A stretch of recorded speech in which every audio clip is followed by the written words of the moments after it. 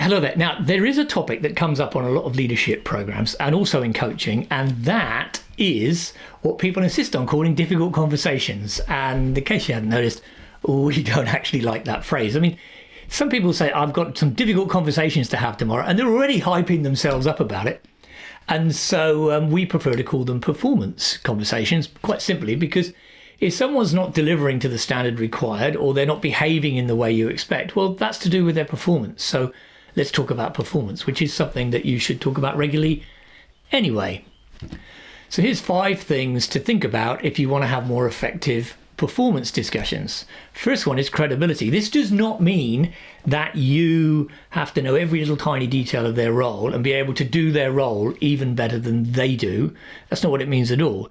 What it does mean is if you're picking someone up for, their behavior, or you're talking to someone about their timekeeping or the standard of their work, if you don't do those in the context of your role, then you lack credibility.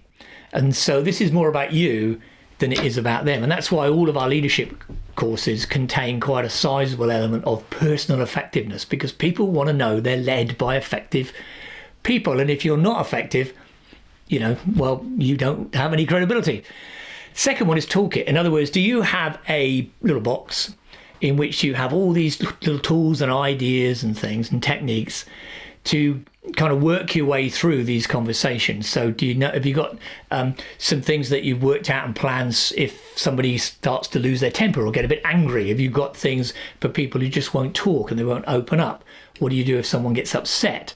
All these kind of things, and you can pull all these things out when you need to. Again, that's something that we share on our leadership courses.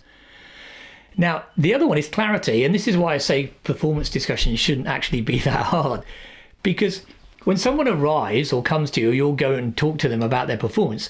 They should already know 100% what the expectations are in terms of what right looks like, what behaviors are okay and not okay. So you're not surprising them. You're not having a conversation about something that they don't already know. And are those expectations clear? And that's what I remind you of that phrase we use, early and calm, not late and angry. In other words, have a conversation very early on rather than later.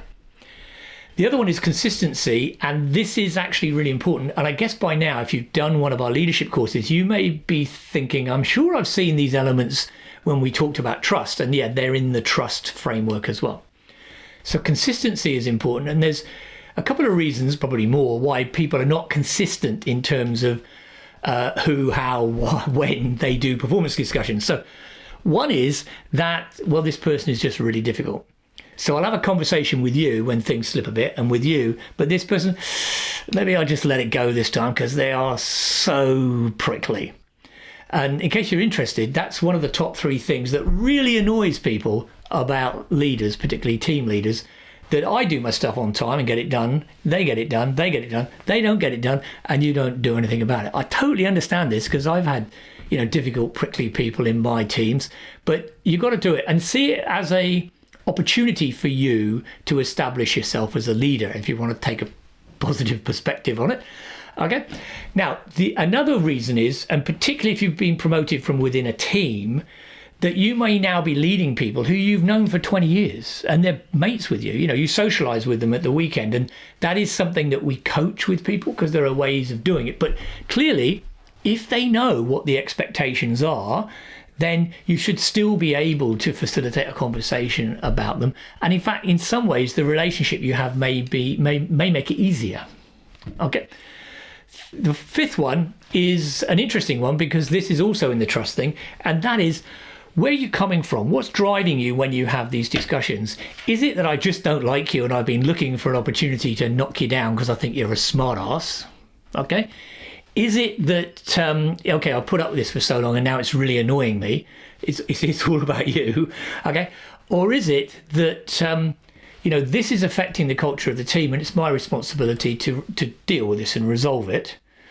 Is it, I really believe in this person and it frustrates me a little bit that they're not performing at the level they need to. So I'm going to get in there and coach them and get them where they need to be because it'll be better for the team, better for me, but most important, better for them. Do you see? And that's that self-orientation thing. What's driving you, where you're coming from. Okay, so 5 things that will hopefully make performance discussions easier. One of the things that often happens, though, because people are people, aren't they, and sometimes they are impossible to predict, is that people will call me, clients will call me and say, can I have a quick coaching session, because I just want to have a conversation about this person and I want to try and address this, and I need a bit of support to do that. And so that is certainly an option, and we'll talk to you soon.